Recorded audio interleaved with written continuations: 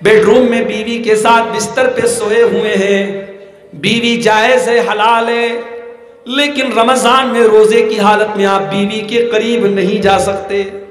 کون سی طاقت ہے جو بیوی کے قریب جانے سے ہمیں روک رہی ہے، کھانے سے ہمیں روک رہی ہے، پانی سے ہمیں روک رہی ہے؟ میرے پیارے بھائیو، وہ اللہ کا ڈر ہے جو ہمیں روک رہا ہے۔ تو جو اللہ کے ڈر سے ہم روزے کی حالت میں کھاتے نہیں ہیں، پیتے نہیں ہیں، بیوی سے سمبند نہیں بناتے ہیں، اسی اللہ کے ڈر سے اپنی زبان کی بھی حفاظت کرنا اللہ کے نبی کی حدیث ہے۔ اللہ کے نبی کی حدیث ہے، آپ فرماتے ہیں من لم یدع قول الزور والعمل به فلیس للہ حاجۃ ان یدع طعامہ وشرابہ۔ جو انسان روزے کی حالت میں جھوٹ بولے، روزے کی حالت میں غلط کام کرے، اللہ تعالیٰ کو کوئی آوشکتا نہیں ہے، اللہ کو کوئی ضرورت نہیں ہے کہ وہ کھانا چھوڑ دے، وہ پانی چھوڑ دے۔ اس کے کھانا چھوڑنے کا کوئی مطلب نہیں، اس کے پانی چھوڑنے کا کوئی مطلب نہیں ہے۔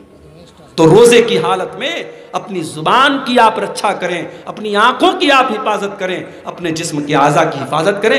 یہ تھوڑی سی گفتگو میں نے روزے کے تعلق سے کی ہے۔ اب آئیے میرا جو اصل وشے ہے، جو اصل ٹاپک ہے، جس پر آج مجھے آپ کے سامنے تقریر کرنا ہے، میں نے آپ کے سامنے قرآن کریم کے دوسرے پارے کی ایک آیت پڑھی ہے، سورہ بقرہ کی آیت نمبر 177۔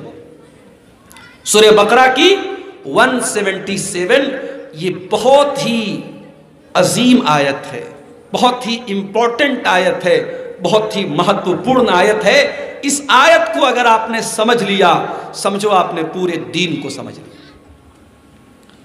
اس آیت کو اگر آپ نے سمجھ لیا، سمجھو پورے اسلام کو آپ نے سمجھ لیا۔ ایک آیت میں اللہ تعالیٰ نے پورے اسلام کو بیان کر دیا۔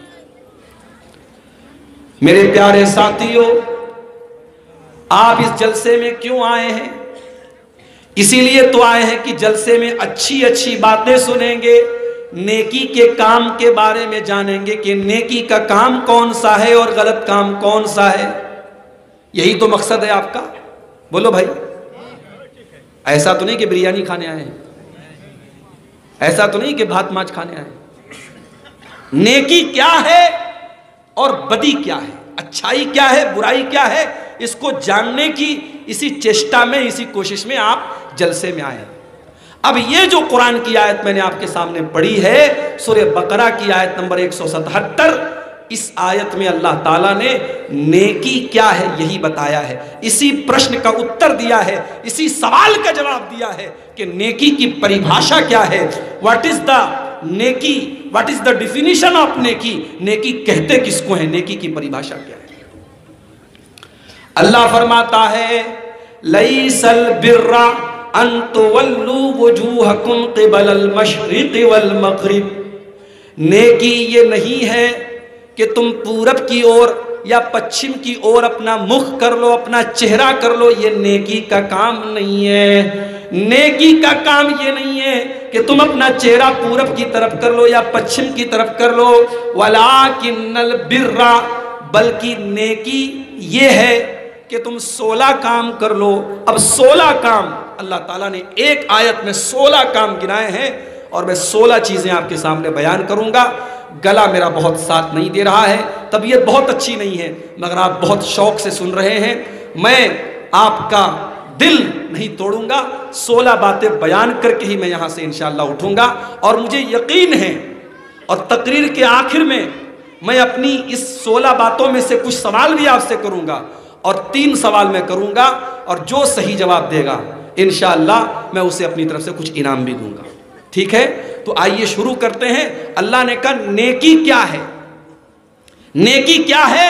اللہ نے کہا 16 چیزیں اگر اپنے اندر پیدا کر لو تو تم نیک بن جاؤ گے۔ وَلَٰكِنَّ الْبِرَّ، میرے بندو نیکی یہ ہے کہ تم اللہ کے اوپر ایمان لاؤ۔ وَلَٰكِنَّ الْبِرَّ مَنْ آمَنَ بِاللَّهِ، نیکی یہ ہے کہ تم اللہ کے اوپر ایمان لاؤ۔ اب اللہ کے اوپر ایمان لانے کا کیا مطلب ہے؟ اللہ کون ہے؟ اللہ کے اوپر ایمان لانے کا کیا مطلب ہے؟ اس کو اگر آپ جاننا چاہتے ہیں تو سورہ انفال کی تیسری آیت کو ذرا آپ اپنے سامنے رکھیے. انما المؤمنون الذین اذا ذکر اللہ وجلت قلوبهم.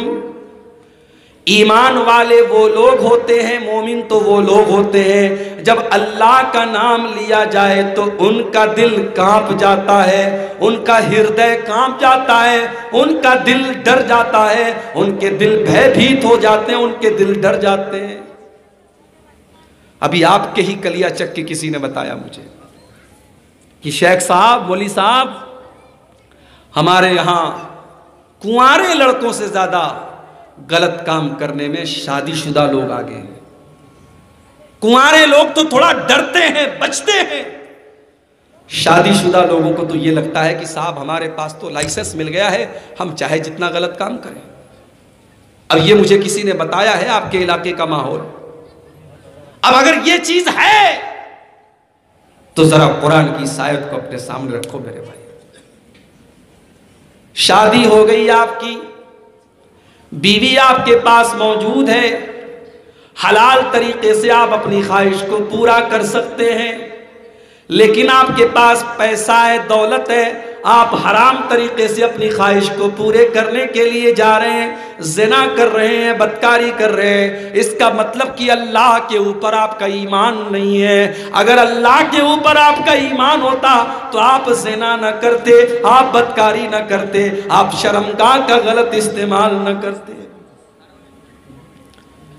آپ کے مالدہ کے اندر، آپ کے کلیا چک کے اندر بگ بازار موجود ہے، بڑے بڑے شاپنگ مال موجود ہیں. آپ بڑے بڑے شاپنگ مال میں چلے جائیے، وہاں کیمرہ لگا ہوا ہے. اگر آپ نے گھڑی بھی اگر چوری سے مال کی لے کر کے اپنے پاکٹ میں ڈال لی، اگر آپ نے گھڑی بھی چورا لی، آپ نے کوئی معمولی سا سامان بھی اگر چوری کر لیا، کیمرے میں آپ کا چہرہ ریکارڈ ہو جائے گا. اور جب آپ شاپنگ مال کے گیٹ سے باہر نکلنے لگیں گے تو شاپنگ مال کا الارم بھی بجنے لگے گا کہ یہ گھڑی چورا کر کے جا رہا ہے، یہ سامان چورا کر کے جا رہا ہے. اس لیے شاپنگ مال میں کوئی چوری نہیں کرتا، کیونکہ سب کو پتا ہے کیمرہ لگا ہوا ہے، ریکارڈ ہو رہا ہے. میرے پیارے ساتھیوں، اگر شاپنگ مال کے اندر کیمرہ لگا ہوا ہے اور اس کیمرے کے ڈر سے ہم غلط کام نہیں کرتے، ہم کسی لڑکی کو نہیں چھیڑتے، ہم چوری نہیں کرتے، ہم سامان نہیں چوراتے، اس کیمرے کا تو کوئی بھروسہ بھی نہیں ہے. وہ کیمرہ تو خراب بھی ہو سکتا ہے، وہ کیمرہ تو ٹوٹ بھی سکتا ہے، اس کیمرے کو بنانے والا تو انسان ہے. او لوگوں، ہم اپنے اللہ کے اوپر کیسا ایمان رکھتے ہیں؟ ہمارے اللہ کا کیمرہ تو 24 آور آن ہے، ہمارے اللہ کا کیمرہ تو ہر سمے چالو ہے، ہمارے اللہ کا کیمرہ تو ہر سمے ہمارے اوپر نظر رکھے ہوئے ہیں. وَإِنَّ عَلَيْكُمْ لَحَافِظِينَ کرامن کاتبین یعلمون ما تفعلون. میرے بندو، ہم نے تمہاری ایک ایک حرکت کو، ایک ایک عمل کو ریکارڈ کرنے کے لیے ہم نے تمہارے اوپر اپنے فرشتوں کو لگا دیا ہے. ہمارے فرشتے تمہارے ایک ایک عمل کو نوٹ کر رہے ہیں، ریکارڈ کر رہے ہیں. تم جو بھی کرتے ہو ہمارے فرشتے اس کو ریکارڈ کر رہے ہیں. او ہوٹلوں کے کمروں میں زنا کرنے والوں، او شراب پینے والوں، او حرام کام کرنے والوں، تم اللہ کے اوپر کیسا ایمان رکھتے ہو؟ اللہ کے اوپر ہم کیسا ایمان رکھتے ہیں؟ اللہ کے اوپر ایمان تو وہ لوگ رکھتے ہیں الذین اذا ذکر اللہ وجلت قلوبہم. جب اللہ کا نام لے لیا جائے تو ان کا دل بھے بھیت ہو جاتا ہے، ان کا دل کانپ جاتا ہے، ان کا دل ڈر جاتا ہے. اللہ کا نام لیا جائے انسان ڈر جائے. بخاری کی روایت ہے، اللہ کے نبی فرماتے ہیں کہ 3 لوگ سفر کے لیے نکلے، ایک پہاڑ کی گفا میں تینوں پھنس گئے. بڑا سا پتھر آ گیا گفا کے اندر، تینوں پھنس گئے. تینوں نے آپس میں طے کیا، چلو ہم اللہ سے ایسی دعا کرتے ہیں کہ اللہ تعالیٰ اس مصیبت کو، اس سنکٹ کو دور کر دے. تینوں نے دعا کی تھی. ان تینوں میں سے ایک نوجوان نے یہ دعا کی تھی کہ اے اللہ، میرے چاچا کی ایک لڑکی تھی، میری ایک چچازاد بہن تھی، میری چچا کی لڑکی تھی، میں اس سے بہت محبت کرتا تھا، میں اس کے ساتھ غلط کام کرنا چاہتا تھا، میں اس کے ساتھ زنا کرنا چاہتا تھا. اور اے اللہ، ایک مرتبہ ایسا ہوا کہ گاؤں میں سوکھا پڑ گیا، گاؤں میں قحط پڑ گیا، لوگ اناج کے دانے دانے کو ترسنے لگے. میرے چاچا کی لڑکی میرے پاس آئی, اس نے مجھ سے 100 دینار مانگے. میں نے کہا میں ضرور تجھے 100 دینار دوں گا, میں ضرور تیری سہایتا کروں گا, میں ضرور تیری مدد کروں گا, مگر تجھے میری بات ماننی پڑے گی, تجھے اپنی عزت کا سودا کرنا پڑے گا, تجھے اپنا جسم میرے حوالے کرنا پڑے گا. اے اللہ, میرے چاچا کی اس لڑکی نے میرے آفر کو قبول کر لیا, میری بات مان گئی, تیار ہو گئی, اور میں اس کے ساتھ غلط کام کرنے ہی والا تھا. میں بھی تیار تھا, وہ بھی تیار ہو گئی تھی مجبوری میں. اے اللہ, عین موقع پر اس لڑکی کی زبان سے ایک جملہ نکلا, اتق اللہ ولا تفض الخاتم الا بحقہ, کہ اے اللہ کے بندے اللہ سے ڈر, تو اللہ کو کیا منہ دکھائے گا؟ میں تیری بیوی نہیں ہوں, میں تیرے نکاح میں نہیں آئی ہوں, تو میرے ساتھ غلط کام کرنے جا رہا ہے, تو اللہ کو کیا منہ دکھائے گا؟ اے اللہ, اس لڑکی کی زبان سے جب میں نے تیرا نام سنا, اے اللہ میں ڈر گیا, میں کانپ گیا. میں نے اس سے کہا تو گھر چلی جا. میں نے وہ 100 دینار بھی اس کو دے دیے, اور میں نے اس کے ساتھ کوئی غلط کام نہیں کیا. اے اللہ, اگر میں نے گناہ کا یہ کام تیرے ڈر سے چھوڑ دیا تو اے اللہ آج میرے اس سنکٹ کو, میری اس پریشانی کو تو دور کر دے.